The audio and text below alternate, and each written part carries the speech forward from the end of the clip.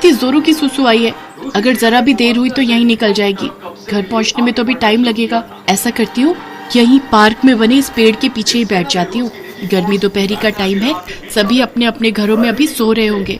शर्मिली जल्दी से पेड़ के पीछे जाकर सुसु करने बैठ जाती है और कहती है, आहा, सचमुच हल्का होने में जो सुख है वो दुनिया के सभी सुखों से परे है। इतना कहते ही शर्मिली की आंख खुल जाती है और वो देखती है कि उसका बिस्तर गीला हो चुका है।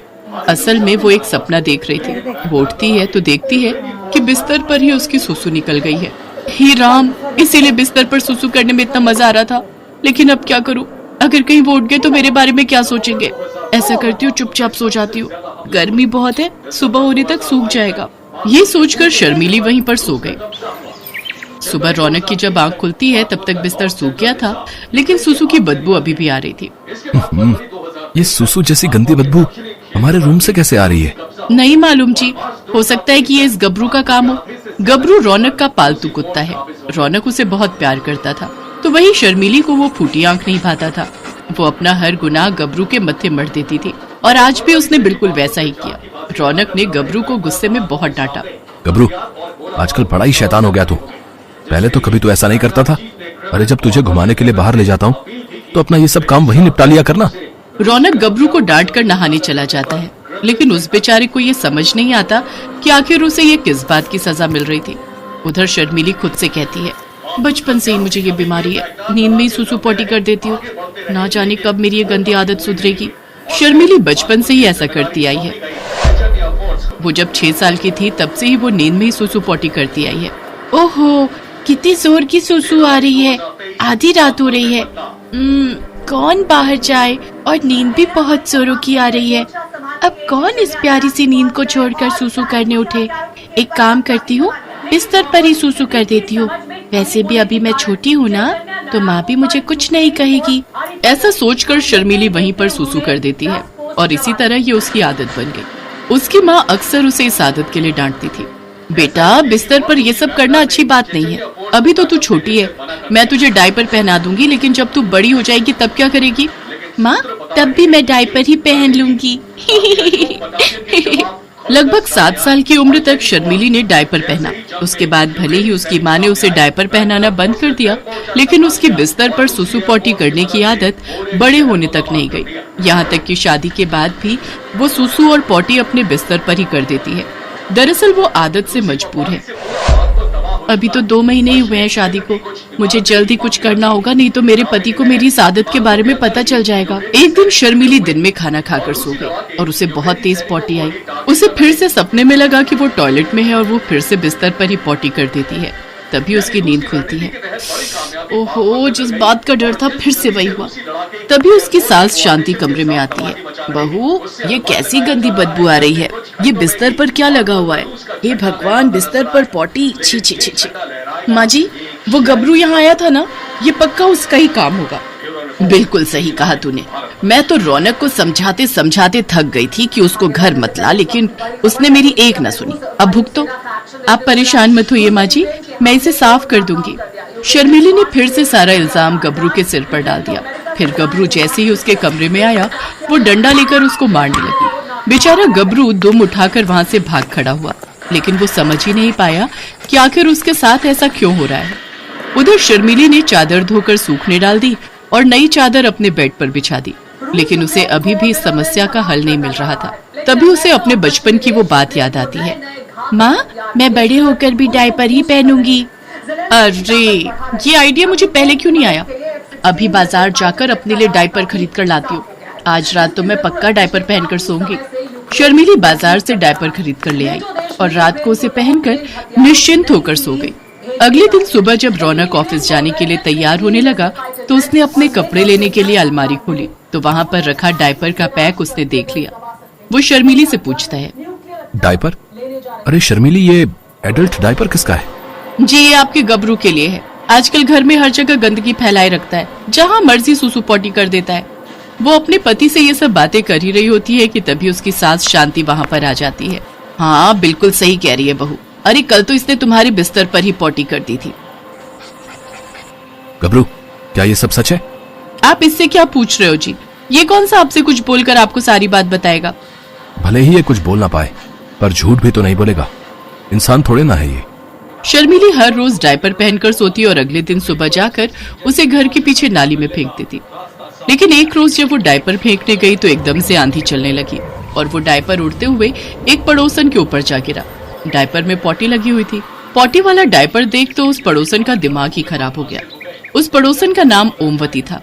उसकी शर्मिली की सास से बिल्कुल भी नहीं बनती थी और वो डायपर देख चिल्लाते हुए कहती है, इस शांति को तो मैं बताती हूँ, गंदा डायपर मेरे ऊपर फेंकते हुए इसे शर्म नहीं आती। ओमवती शांति से लड़ने के लिए उसके घर पहुंच जाती है। शांति, अरे ओ शांति। क्या हुआ ओमवती, क्यों चिल्ला रही है? तुझे क्या लगा कि तू मेरे ऊपर पॉटी से भरा हो? अरे हम तेरे ऊपर डायपर क्यों फेंकेंगे? ये जरूर हमारे गबरू कुत्ते का काम है। हाँ, ये पक्का कुत्ते का काम है। मुझे बेवकूफ समझ रखा है क्या तुम दोनों ने? भला कोई कुत्ता किसी के ऊपर डायपर फेंक सकता है? मैं अभी पुलिस स्टेशन में तुम लोग के खिलाफ रिपोर्ट लिखवाऊंगी। इतना कहकर ओमवती वहाँ से सीधा पुलिस स्टेशन चली जाती है। कुछ देर बाद पुलिस उनके घर पहुंच जाती है। रौनक भी ऑफिस से घर पहुंच जाता है। पुलिस ने रौनक को खूब उल्टी सीधी बातें सुनाई। उधर शर्मिली ने अपना सारा दोष गबरू के ऊपर डाल दिया। ये सब सुनकर रौनक गुस्से में आ जाता है। गबरू, मैं तो तुझे बहुत सीधा समझता था, लेकिन ऐसी हरकतें करके तूने मोहल्ले में मेरी नाक कटवा कर रख दी। मैंने तो तुझे बहुत प्यार किया, लेकिन तूने ही ये सिला दिया मेरे प्यार का। अब मैं तुझे इस घर में एक पल भी और रहने नहीं दूंगा। चल निकल मेरे घर से।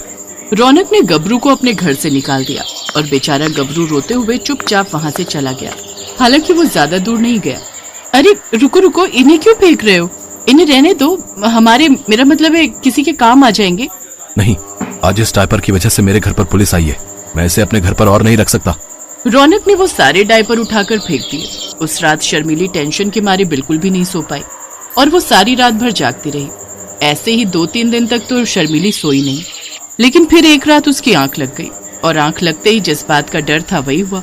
उसने बिस्तर पर सुसु और पॉटी एक साथ कर दी। अगले दिन जब रौनक उठा तो उसने जो देखा तो वो देखकर हैरान रह गया। ये क्या? अब तो गबरू भी यहाँ नहीं है, तो फिर ये सब किसने किया? शर्मिली अब और झूठ ना बोल सकी और रोते हुए उसने सारा सच रौनक के सामने बोल दिया। मुझे माफ कर दीजिए जी, मुझसे गलती हो गई। मुझे बचपन से ही ये रोग है। इसका मतलब ये सब तुम कर रही थी और डायपर भी इसीलिए खरीदा था और सारा का सारा इल्जाम मेरे गबरू पर डाल देती थी। मुझसे गलती हो गई जी, मुझे माफ कर दीजिए। अभी तो मैं अपने गबरू को ढूंढने जा रहा हूँ। तुमसे तो मैं आकर निपटता हूँ। रौनक पागलों की तरह गबरू को सड़क पर चलते हुए ढूंढ रहा था कि तभी पीछे से एक तेज रफ्तार कार आई।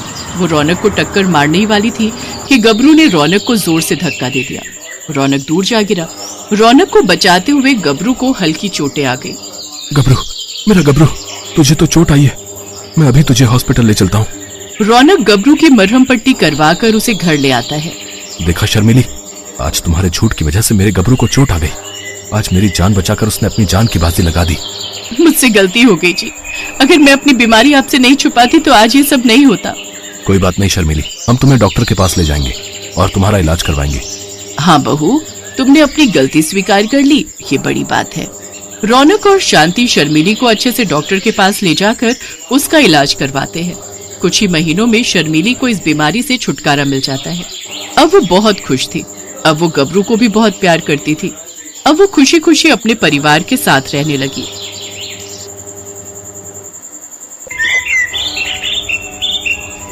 ललिता और उमेश मुजफ्फरपुर के पास बसे एक गांव में छोटा सा चाय का खोखा चलाते थे। रोजाना की जो भी कमाई होती थी उसी से ललिता और उमेश अपना और परिवार का गुजर बसर करते थे। परिवार में ललिता की ननद और 2 बच्चे थे।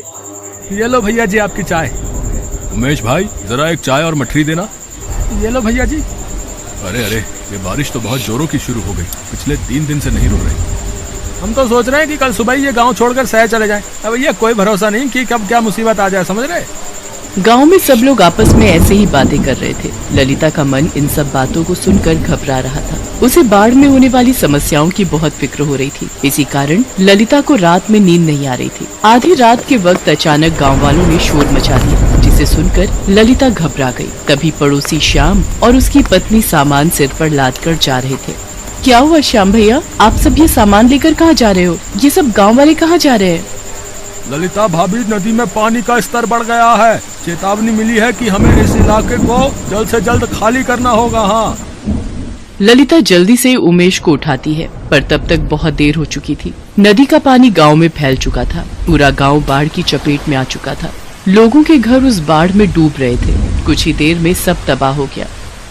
हे भगवान, अब क्या होगा? हम इस बाढ़ के पानी से कैसे बचेंगे? बंटी, पिंकी, जल्दी उठो, हमें यहाँ से जाना होगा।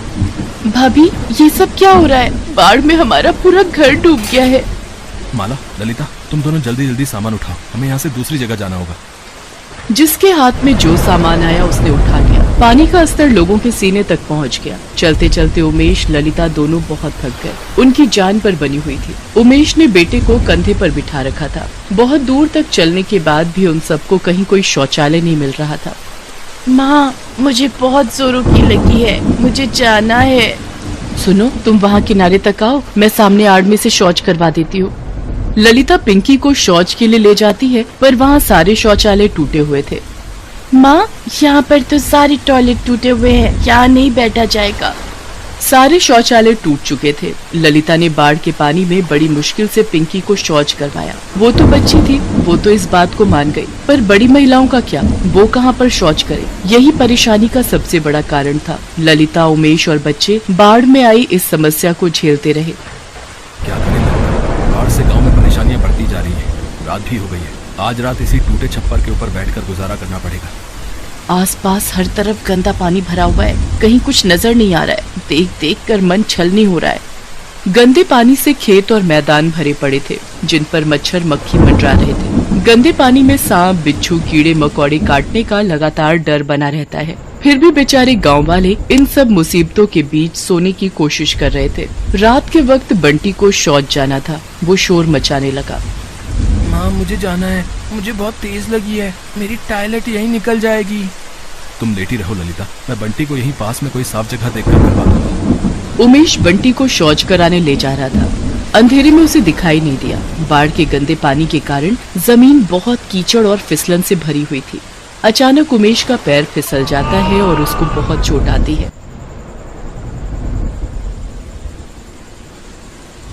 हे भगवान, बाढ़ में ये क्या अनर्थ हो गया? कितनी चोट आ गई। क्या करूं ललिता, अंधेरे में दिखाई ही नहीं दिया। भाभी, अगर शौचालय खराब नहीं होते तो भैया के ये चोट ना लगती। बाढ़ का पानी उतर भी जाता है तो उसके बाद भी शौचालय तो हमें मिलने से रहे। गांव के सारे शौचालय टूट चुके हैं। वो देखो, सड़कों पर, नदी किनारे, खेतों में, जिसको जहाँ जगह मिल रही है वहाँ वो शौच के लिए जा रहा है। ऐसे तो बीमारी और संक्रमण बढ़ जाएगा। हमें कुछ तो करना ही होगा भाभी। हम औरतों के लिए तो ये बहुत परेशानी का कारण है। तो चिंता मत कर माला, सुबह होने दे, हम इस समस्या से निकलने का कोई ना कोई उपाय सोच ही लेंगे। सामान में मैंने थोड़ी हल्दी रख ली थी, लाओ मैं तुम्हारी चोट पर हल्दी भरकर पट्टी बांध देती हूँ। बेचारे उमेश और ललिता अपने परिवार के साथ इस बाढ़ में बहुत दुख झेल रहे थे, पर ललिता हिम्मत नहीं हार रही थी। उसे शौचालय की समस्या के लिए कुछ न कुछ उपाय तो सोचना ही था। अगले दिन ललिता सुबह उठी और बाढ़ में टूटे हुए पेड़ों की लकड़ियों को काटने छिलने लगी। ललिता, तुम क्या कर रही हो? भाभी, तुम्हें तो पता ही है, बाढ़ में हमारे गांव के सारे शौचालय टूट चुके हैं। बंटी के बापू के भी कल पैर में चोट लग गई। हम महिलाओं को भी खुले में शौच करने में कितनी दिक्कत आ रही है। मैं सोच रही थी खुद से ही क्यों ना एक लकड़ी का शौचालय तैयार करें, ताकि वो हम गांव वालों के कुछ तो काम आएगा।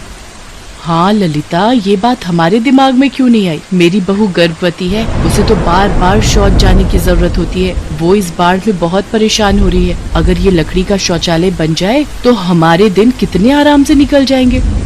ललिता, हम औरतों की और भी बहुत सी परेशानियां होती हैं, जिस कारण हमें शौच की जरूरत होती है। गंदगी में शौच करने से हम औरतों को कोई बीमारी ना लगे, इससे बचने के लिए हम सब तुम्हारे साथ लकड़ी का शौचालय बनाने में मदद करेंगे। चलो बहनों, हम भी ललिता का साथ देते हैं।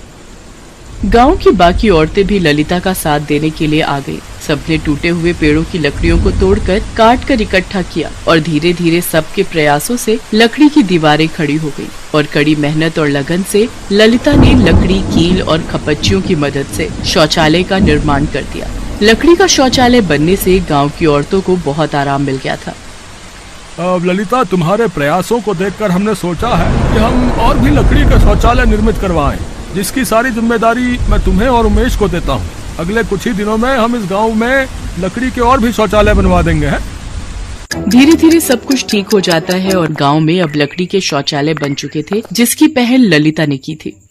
अगर ललिता जैसी हिम्मत हर व्यक्ति में आ जाए तो वो किसी भी परेशानी का सामना आसानी से कर सकता है। ये बात ललिता ने साबित कर